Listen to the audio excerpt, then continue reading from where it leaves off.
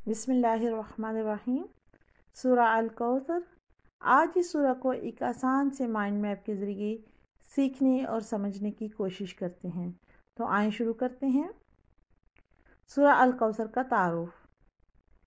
ये सूरा जो है ये 30वां पारा की सूरा है और इस सूरा का नंबर 108 है। इस सूरा की कुल 3 आयात हैं और ये सूरा जो है ये मक्की सूरा है। कुरान पाक में ये सूरा जो है ये सबसे छोटी सूरा है। ये सूरा तब नाज़िल हुई जब नबी सल्लल्लाहु अलैहि वसल्लम के प्यारे बेटे अब्दुल्ला का इंतकाल हो गया। नबी सल्लल्लाहु अलैहि वसल्लम बहुत परेशान थे और गमगीन थे, मगर इस गम के मौका पर भी अहले कुरैश नबी सल्लल्लाहु अलैहि वसल्लम का दिल दुखा रहे थे और उनको निशाना बना रहे थे कि आपकी नस्ल बाकी नहीं रही, इसलिए इस दुनिया में कोई भी आपका नाम लेने वाला नहीं होगा।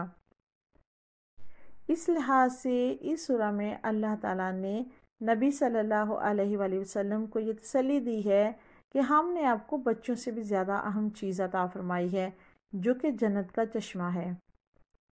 दरअसल हौज़े कौसर जो है ये जन्नत से बहने वाली एक नहर है, जिसका पानी बहुत ज़्यादा मीठा होगा और दूध जैसा सफ़ेद होगा और इसकी खुशबू भी बहुत ज़्यादा इस दुनिया की तमाम खुशबुओं से आला होगी।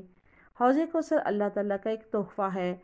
यही वजह है कि अल्लाह ताला आयत नंबर 1 से 3 में फरमाते हैं कि आप उनकी बातों से परेशान मत हों, हमने आपको एक बहुत बेहतरीन चीज़ अता फरमाई है।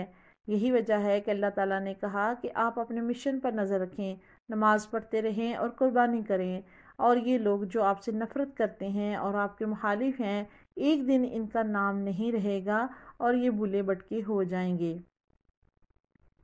यही वजह है कि आज हम देखते हैं कि वो लोग जो नबी सल्लल्लाहु अलैहि वसल्लम को परेशान करते थे, ताना देते थे, आज उनका नाम लेने वाला कोई भी नहीं है और आखिरत में भी उनका कोई हिस्सा नहीं होगा। जबकि नबी सल्लल्लाहु अलैहि वसल्लम की उम्मत हर दिन हर रोज़ नमाज़ों में और हर वक्त लाखों करोड़ों दुरूद भेजती है और जो कि हमेशा नबी सल्लल्लाहु अलैहि वसल्लम को याद करती है। इसके साथ ही क़यामत के दिन नबी सल्लल्लाहु अलैहि वसल्लम अपनी मुसलमान उम्मत को अपने हाथों से हौज़े कौसर का पानी लाएंगे इंशाअल्लाह। हमें इसके लिए कोशिश करते रहना चाहिए। इस सूरह से हमने क्या सीखा? इस सूरह से हमने ये सबक सीखा कि ये दुनिया, इसकी शान व शौकत और ख़ानदानों के नाम, ये अल्लाह के नज़दीक कुछ भी नहीं है। हमारा मिशन, हमारी नेकियां और इस दुनिया में किए जाने वाले काम जो हैं वही हमेशा रहेंगे। ये सूरह हमें ये भी सिखाती है कि अल्लाह की दी हुई नेमतों पर हमें अल्लाह का शुक्रगुजार बंदा बन के रहना चाहिए और अल्लाह का शुक्र अदा करने का बेहतरीन तरीका यही है कि नमाज़ पढ़ें और अल्लाह की राह में कुर्बानियाँ दें और अल्लाह से मोहब्बत रखें इंशाअल्लाह।